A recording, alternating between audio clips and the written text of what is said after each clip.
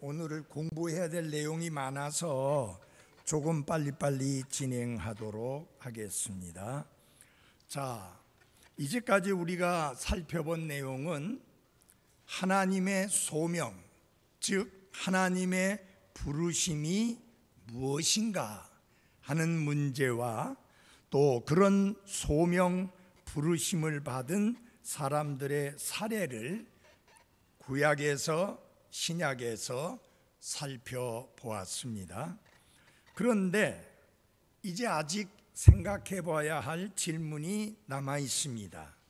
그것은 무엇이냐면은 과거에는 하나님께서 그런 식으로 부르셨는데 지금은 하나님이 어떻게 부르시고, 그리고 과연 내가 하나님의 부르심을 받은 사람인지, 다시 말하면 설교자로, 목회자로, 선교사로, 복음 전도자로 소명을 받은 사람인지를 어떻게 알 수 있느냐라고 하는 것입니다. 자, 구약 시대에 하나님께서 사람들을 부르셨을 때 하나님이 부르신 방법을 보면은 눈에 보이는 현상을 통해서 부르셨어요.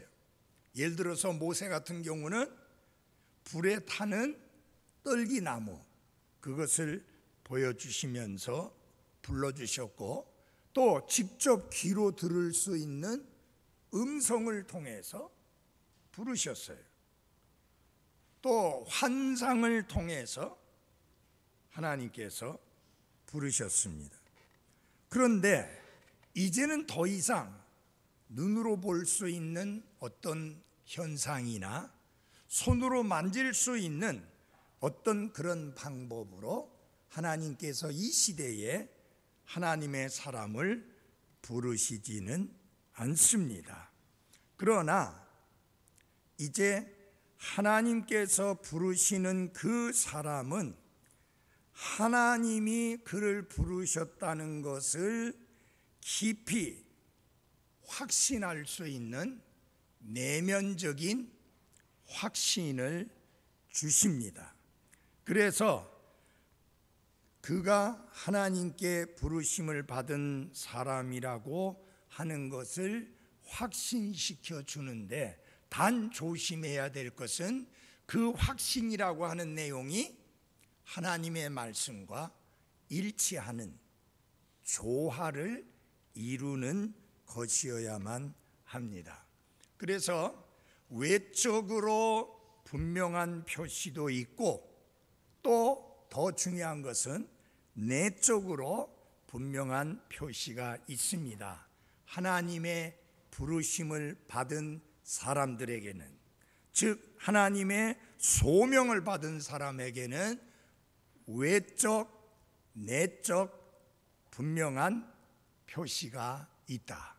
하나님이 그를 부르셨다고 하는 내적인 확신, 또 외적으로도 증명되어질 수 있는 그런 표시가 있다라고 하는 것입니다. 자, 그러면은 소명의 내적인 표시, 하나님께서 이 보이지 않는 우리 마음속에, 우리 중심에 주시는 그 표시를 먼저 생각을 해 보겠습니다. 첫 번째 하나는 내적 충동입니다.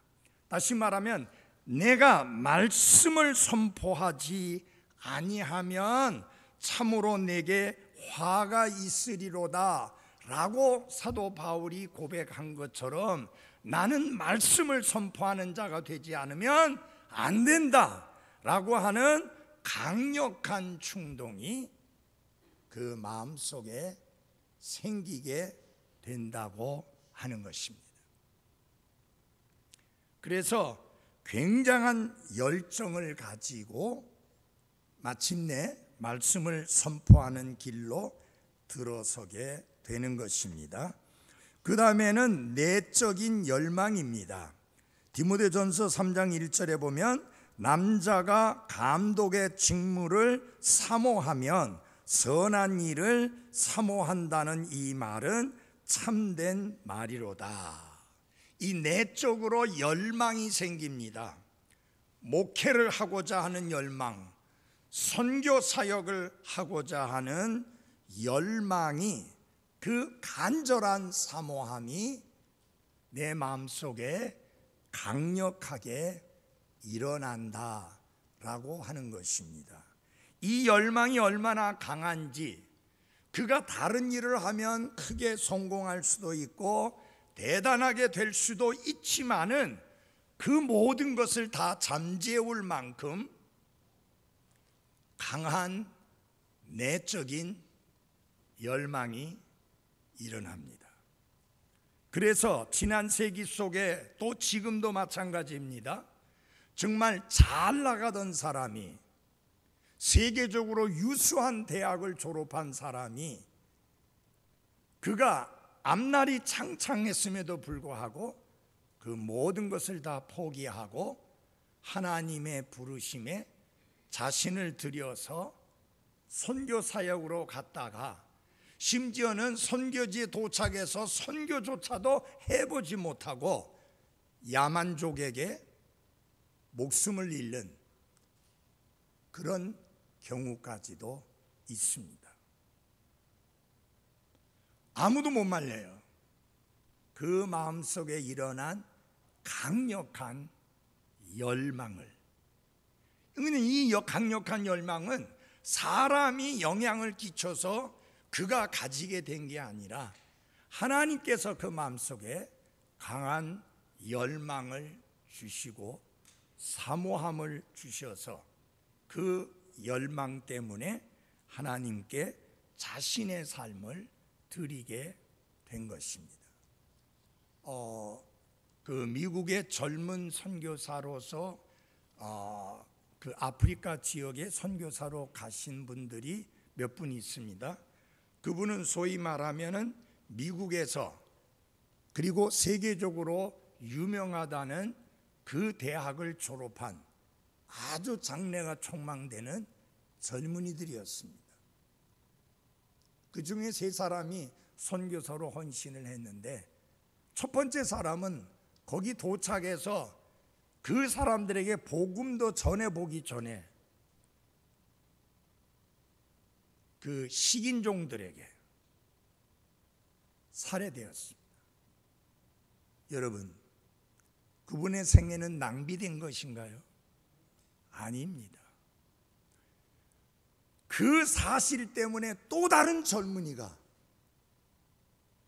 또 그 나라로 선교사로 갔습니다.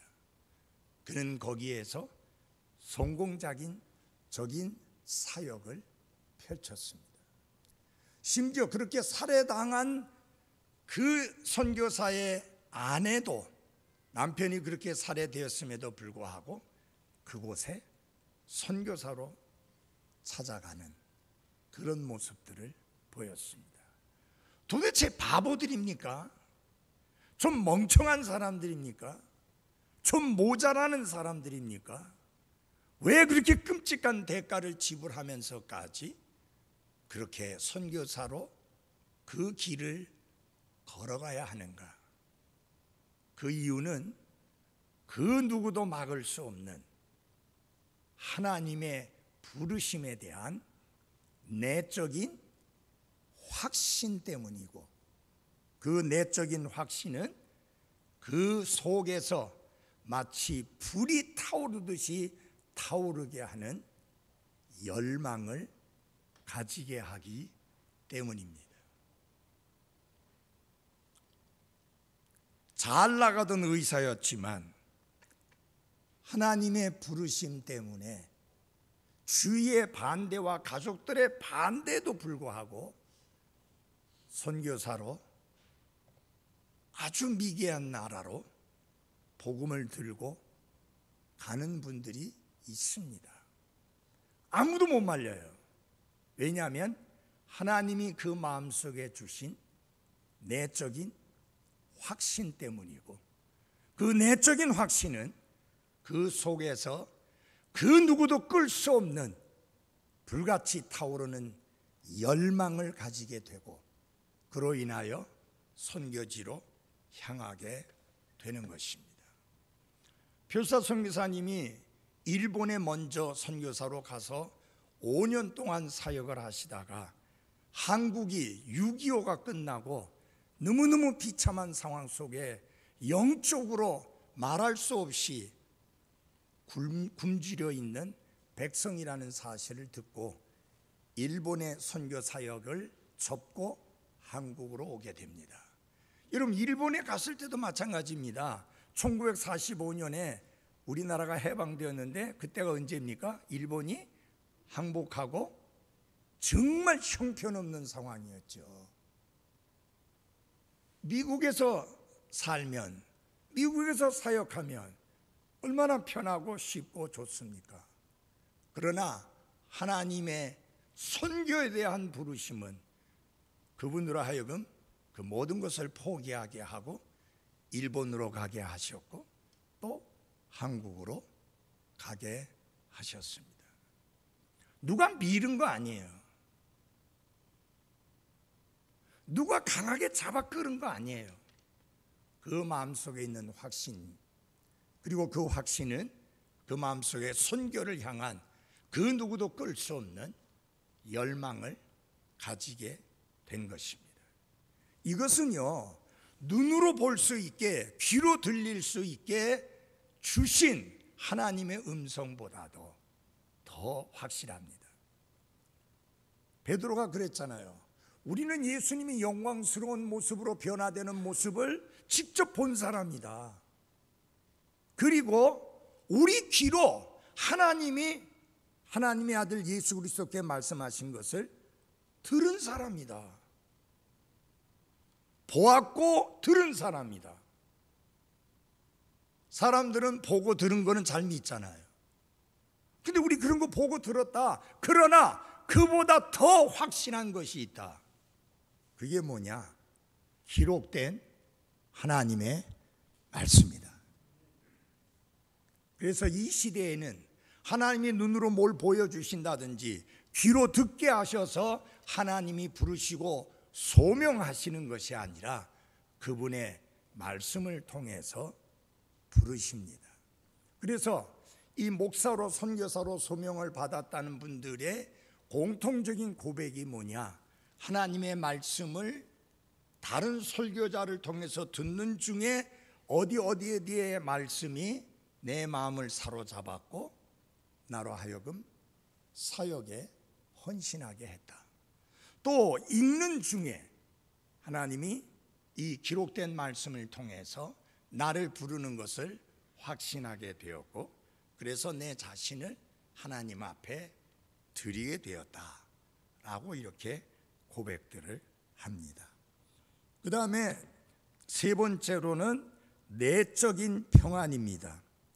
주께서 그들에게 복음을 선포하라고 우리를 부르신 줄로 확신하였으므로 이렇게 말씀하고 있는데 그것은 무엇이냐? 이게 하나님이 부르셨다고 하는 확신을 가지고 이제 그 확신에 따라 내 자신을 드려야 되는데 그 길은 너무 힘들어. 그 길은 너무 어려워. 그래서 도망치려고 하면 뭐가 생기느냐? 마음에 평안이 없는 거예요. 별사 선교사님이 개인적인 간증을 들어보니까 하나님이 그분을 하나님의 사람으로 사역자로 부르셨는데 그것을 거부하고 아닙니다 하고 처음에는 고집을 피웠대요. 그런데 이제 농사를 짓는데 말을 2마리를 같이 이렇게 해가지고 이렇게 농사를 짓는데 어느 순간에 이 말이 전혀 통제가 안 되고 미친 듯이 뛰는데 죽을 뻔했대요. 그래서 하나님 앞에 하나님 살려주시면 저 선교사로 나가겠습니다. 사실은 이게 참호 속의 기도거든요. 참호 속의 기도 아세요? 이따가 요나서 설교할 때 말씀드리겠지만 참호 속에서는 무신론자가 없어요. 총알이 평평 날아드는 그 상황 속에서 하나님 없다고 부인하는 무신론자 없어요. 근데 그 속에서 뭐라고 합니까? 하나님 살려만 주시면 제가 선교사 되겠습니다, 목사 되겠습니다, 이제는 참된 그리스도인으로 살겠습니다. 별의별 기도 많이 하죠. 근데 다행히 별 탈 없이 끝났고 안전하게 돌아오면 축하의 의미로 술집에 가서 한잔하자. 그게 참호 속의 기도입니다. 위급하고 답답하니까 하나님 살려주세요 했다가 끝나고 나면 싹 잊어버리는 거예요. 그런데 선교사님은 그런 참호 속의 기도가 아니었고 실제로 그렇게 해서 선교사로 나왔습니다. 그랬을 때 그 마음에 평안이 있었다. 자, 이렇게 해서 하나님이 부르신 사람에게는 내적으로 표시가 있다 하는 것 보았고, 그 다음에 소명의 외적인 표시, 정말 하나님이 부르신 사람이라면 외적으로도 표시가 있는데, 그것은 무엇이냐면은 하나님이 부르신 사람이면 하나님이 어떻게 하셔야 돼요? 그가 사역을 하기에 합당한 사람이 되도록, 잘 사역을 감당할 수 있도록 하나님이 갖추어 주셔야 합니다. 그래서 하나님이 부르신 사람은 하나님이 개입하셔서 갖추어 주시는 그런 은혜를 베푸신다. 그래서 디모데전서 1장 12절에 보면은 이렇게 말씀했습니다. 나를 능하게 하신 그리스도 예수 우리 주께 내가 감사를 드림은 그분께서 나를 신실한 자로 여기사 내게 사역을 맡기셨기 때문이라. 저도 하나님의 부르심을 받고 오랜 세월 사역을 했었습니다. 지금도 다른 방향의 사역을 하고 있죠. 분명한 사실은, 제가 가지고 있는 분명한 사실은 하나님이 주 예수 그리스도께서 내게 사역을 맡기셨다라고 하는 것입니다. 제가 자주 사용하던 성경 구절 중에 하나는 뭐냐면은, 기도하면서도 종종 기도하는 내용이 무엇이냐면은 하나님께서 나를 신실한 자로 여겨주신 겁니다. 믿을 만한 사람으로, 내가 맡긴 사역을 최선을 다해서 감당할 만한 사람으로 주 예수 그리스도께서 그렇게 간주해 주셨다, 여겨 주셨다. 이것이 굉장히 중요합니다. 자, 주님이 그렇게 여겨 주셨다면 그 다음에는 어떻게 하셔야 되느냐? 그 사역을 감당하기에 합당하도록 나를 능하게 하시는 그런 일을 해 주셔야 합니다. 그것이 하나님의 갖추심입니다. 지난 세월을 돌아보면 저 자신을 볼 때 그런 용기 없어요. 저 자신을 볼 때 그런 담대함 없어요. 저 자신을 볼 때 그런 일을 헤쳐 나갈 수 있는 지혜 없어요. 그런데 지나고 보면 필요한 때 지혜도 주셨고 용기도 주셨고 또 능력도 주셨던 것을 경험했습니다. 누가 하신 거냐? 주 예수 그리스도께서 그렇게 능하게 하셨기 때문입니다. 이거 굉장히 중요한 부분인데요, 주님은 사람을 부르시고 그 다음에 내몰라라 하고 내던져 놔두는 것이 아니라 갖추어 주시는 분이다. 그 사역을 감당하기에 합당하도록 갖추어 주시는 분이다. 신학교가 하는 거 아니에요. 주님이 하십니다. 왜 내가 신학교가 하는 것이 아니라고 말하는 이유는 무엇이냐? 신학교 졸업했어요. 대학원까지 졸업했어요. 그런데 아무것도 갖춰져 있지 않아요.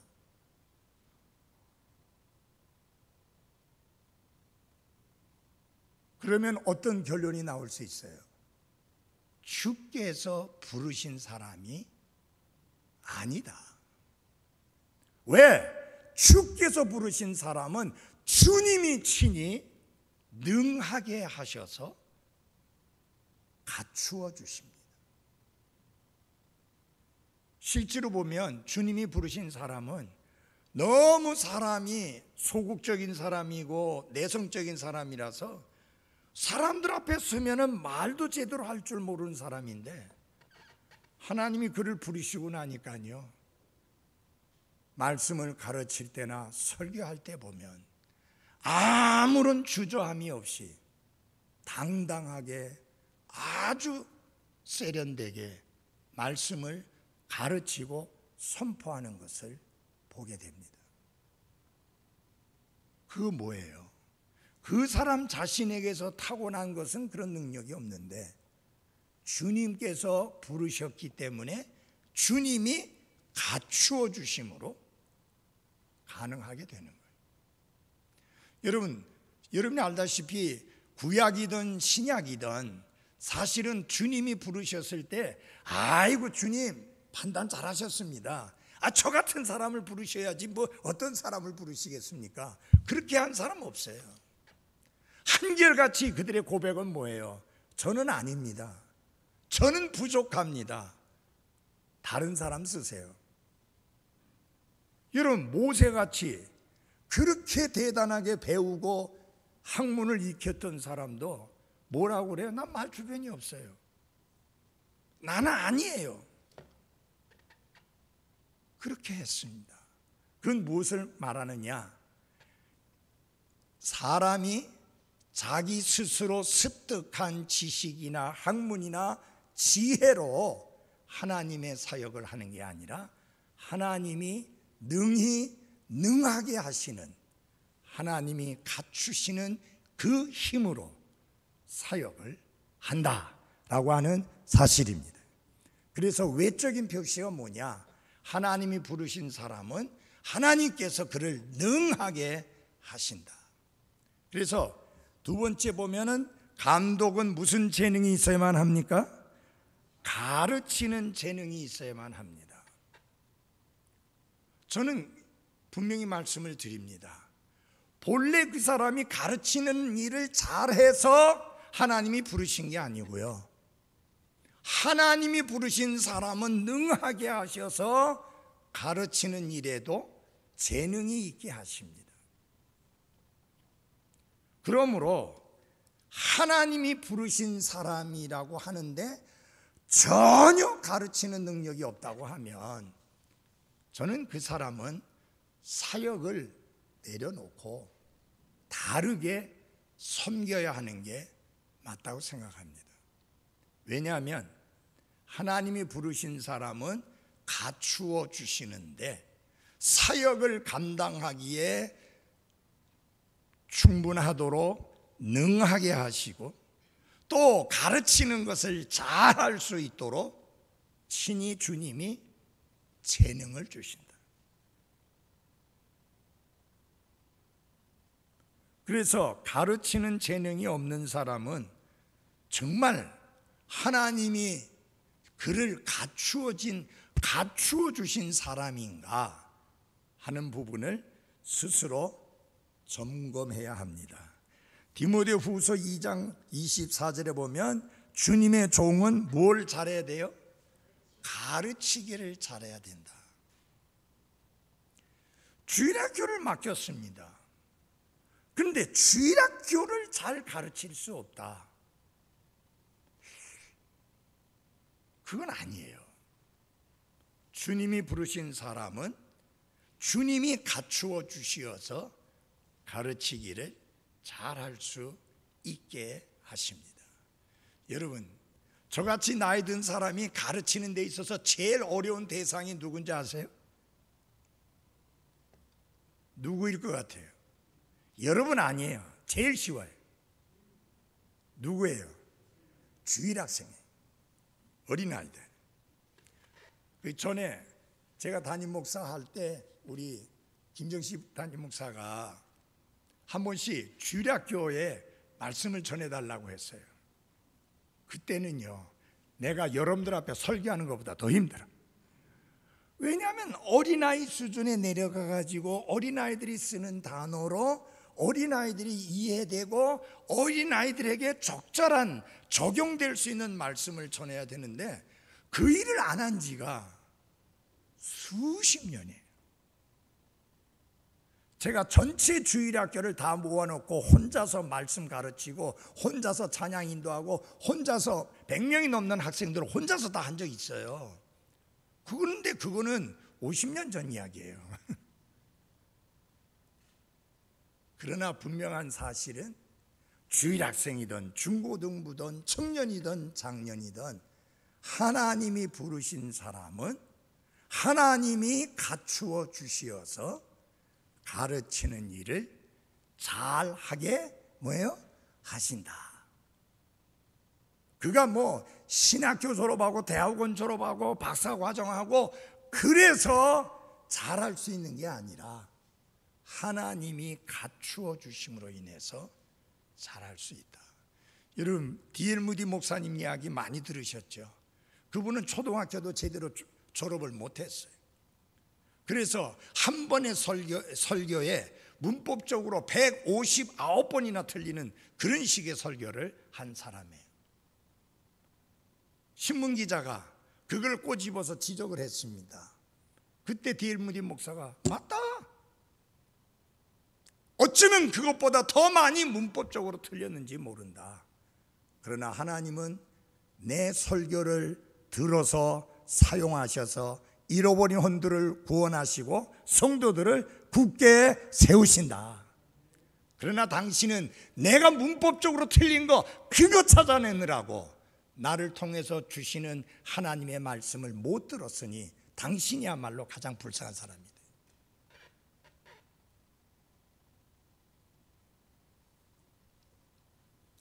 주님의 부르신 종은 가르치기를 잘해야 합니다. 이 설교자로 부르심을 받은 사람은 저는 개인적으로 이거 철저하게 확신을 가지고 있습니다. 하나님의 말씀에 대한 더 깊은 이해를 합니다. 제가 요새 우리 담임 목사님 설교를 들으면서 젊은 목사님이 경험이 많은 목사님 못지않게 그 이상으로 하나님의 말씀에 대한 깊은 이해가 있는 것을 감사합니다. 이거 하나님 주시는 거예요. 갖추어 주시는 거예요. 그 다음에 설교에 대한 열렬한 추구. 제가 우리 김정식 목사를 보고 정말 감사하는 것 중에 하나가 단에 서서 설교에 대하여 변명하지 않는 거 감사합니다. 전 그게 제일 듣기 싫은 소리예요. 어떤 분들은 수백 명의 목사님을 모아놓은 자리에서 강대상에 올라가고 하는 말이 이 신교회에서 설교할 게 저한테 설교할 수 있게 기회를 주셨는데 무슨 말씀을 전해야 되는지 아무리 생각해봐도 이 목사님들 앞에서 무슨 말씀을 전해야 될지 도대체 생각이 안 나서 막 간증만 몇 마디 하고 내려가랍니다. 그러면요, 딴소리 하지 말고 바로 내려와야 돼. 그 시간은 간증하도록 세운 게 아니라 수백 명의 목사님들에게 말씀을 선포하도록 세운 거예요. 그래서 제가 늘 후배들에게 하는 이야기가 있습니다. 단에 서거든 설교에 대하여 변명하지 마라. 뭐 준비를 잘 못해서 너무 바빠가지고 설교 준비를 제대로 못해서 그러면 내려와야죠. 딴소리 하지 말고. 하나님이 자신에게 주신 말씀이 없으면 내려와야지요. 왜 거기에서 성도들을 그렇게 속이고 있습니까? 하나님께로부터 주신 말씀도 없는데 자기 이야기하겠다는 거잖아요. 그건 아니에요. 그래서 저는 분명히 확신합니다. 하나님이 설교자로 부르신 사람에게는 설교에 대한 열렬한 추구, 설교 준비만 생각하면 흥분되고 감동되고 감격되고, 난 그런 분들 정말 이해가 안 돼요. 목사님들 중에서 설교 준비하는 게 너무 힘들고 너무 어렵다고. 설교자가 설교 준비가 제일 힘들면 그럼 뭐 해야 돼요 그러면? 그건 말이 되지 않습니다. 하나님의 메시지에 대한 기름 부음 받은 전달, 그 전달도 하나님께서 잘할 수 있게 해주십니다.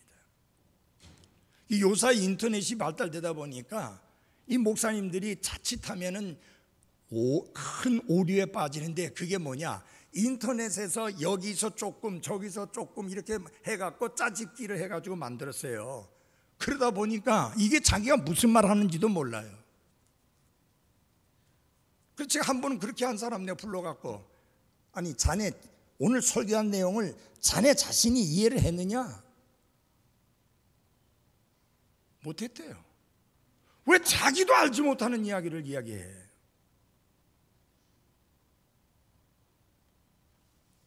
설교자는 하나님께서 주신 말씀이 있을 때 설교해야 합니다. 말씀이 없으면 내려와야 돼요. 전에 어떤 용감한 목사는 그렇게 했어요. 솔직히 지난 한 주간 동안 아무리 말씀을 묵상하고 준비해도 말씀을 준비를 할 수가 없어서, 준비한 말씀이 없어서 오늘은 설교를 안 하겠습니다. 차라리 그게 솔직한 고백이에요.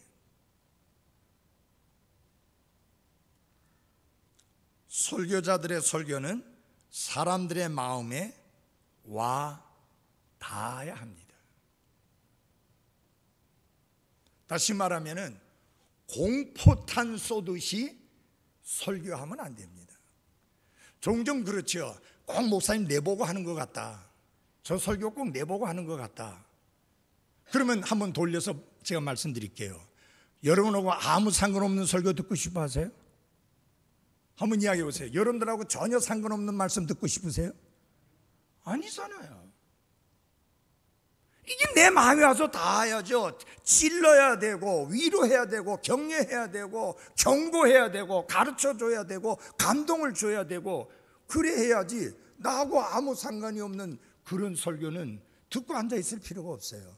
목사는요, 공포탄을 쏘는 사람이 아니에요. 직격탄을 쏘는 사람이에요. 그게 설교의 이유요 목적이에요. 그래야지 잃어버린 혼들이 구원받고 성도들이 도움을 입고 세움을 입죠. 나에게 주시는 말씀으로 받을 수 있어야 그것이 진정한 설교입니다. 아멘 안 하네. 아멘 맞죠?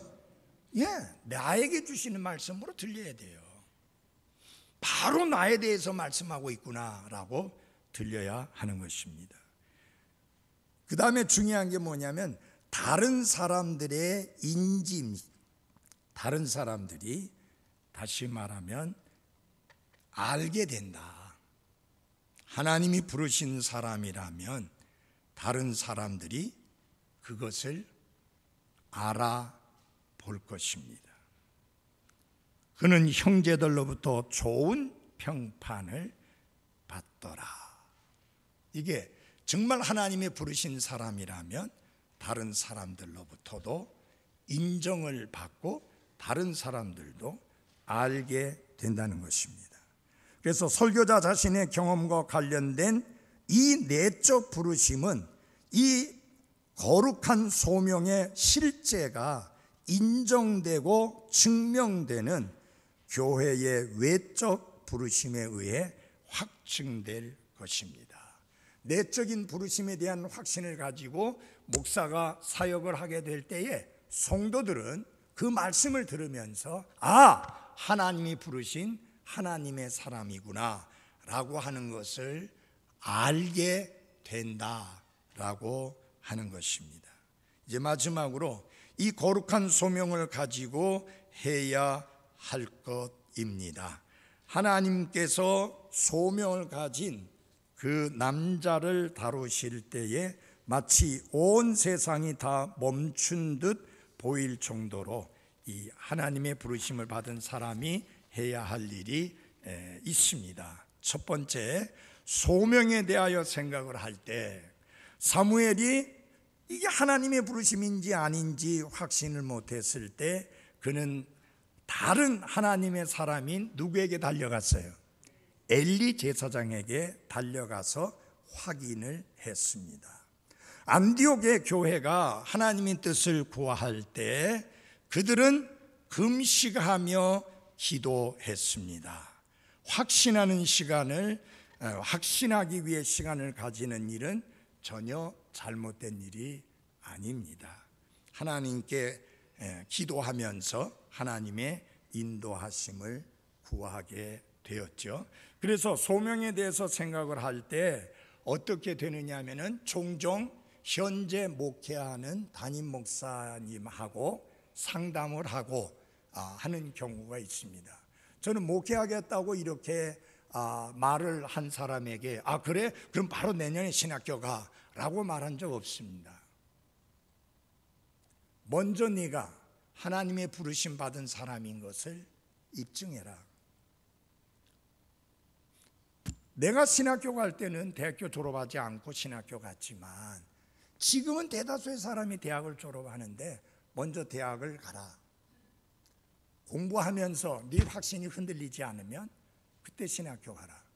근데 이미 대학교 가가지고 엉망이에요. 심지어 교회까지 안 나와요. 그게 무슨 하나님의 부르심이에요. 그래서 내가 바로 신학교 가라고 하지 않은 거 잘했다라는 생각을 가집니다. 저는 스폴전 목사의 마음이 이해가 됩니다. 할 수만 있으면 사역을 하지 마라. 그러나 하나님의 부르심이 분명하다면 어떤 대가를 지불하더라도 포기하지 말라.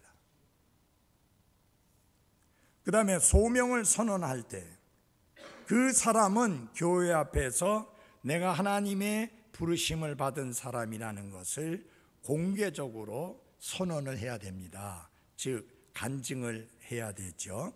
그래서 이제 그가 준비를 해야 되고 사역의 기회를 하나님께서 허락해 주실 때까지 준비를 해야 되는데 그 준비하는 과정 동안에 꼭 배워야 될 중요한 교훈은 뭐냐? 담임 목사에게 순종하고 복종하는 훈련이 잘 되어 있어야 합니다. 왜냐하면 하나님의 사람에게 인정받지 못하는 사람이 하나님께 인정받는다? 그런 거 없어요.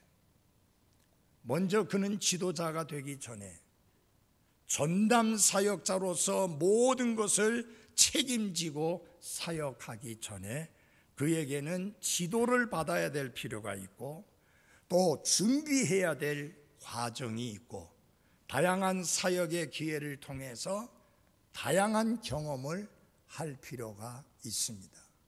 그래서 저는 부사역자가 있을 때 항상 제가 하는 게 뭐냐? 설교할 수 있는 기회를 가능한 한 많이 주는 거예요. 어떤 선교사님 아버님은 30년 동안 부목사를 하고 계세요. 그런데 거의 설교할 기회가 없습니다. 안 줘요. 심지어 담임 목사가 그 자리를 비울 때 딴 목사님을 초청해서 그 교회에서 설교하게 하면서도 부목사에게는 설교의 기회를 주지 않아요. 제가 볼 때는 개인적으로 볼 때는 그건 바람직하다고 생각지 않습니다. 우리 앤드루 브라운 선교사가 정말 고마워하고 있는 것 중에 하나는 자신이 한국말 설교가 서투르고 부족한데도 불구하고 자주 설교할 수 있는 기회를 주신 것을 감사한다. 그게 준비가 됐잖아요. 처음에 주일학교를 가르치게 했어요. 영어로 가르치다가 한국어로 가르쳐도 되겠느냐. 근데 얼마나 잘 배웠는지 저한테 절대 직접 묻지 않아요.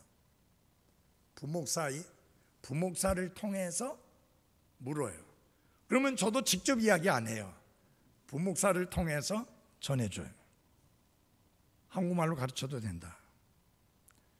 그 다음에 설교할 수 있는 기회를 주어서 처음에 몇 번은 영어로 설교했잖아요.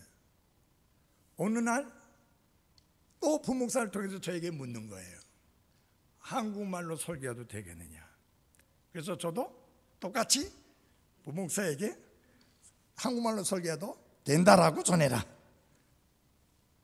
그게 미국에서 신학교에서 공부할 때 이 지도력의 쇠사슬, 고리를 잘 배운 거예요. 예.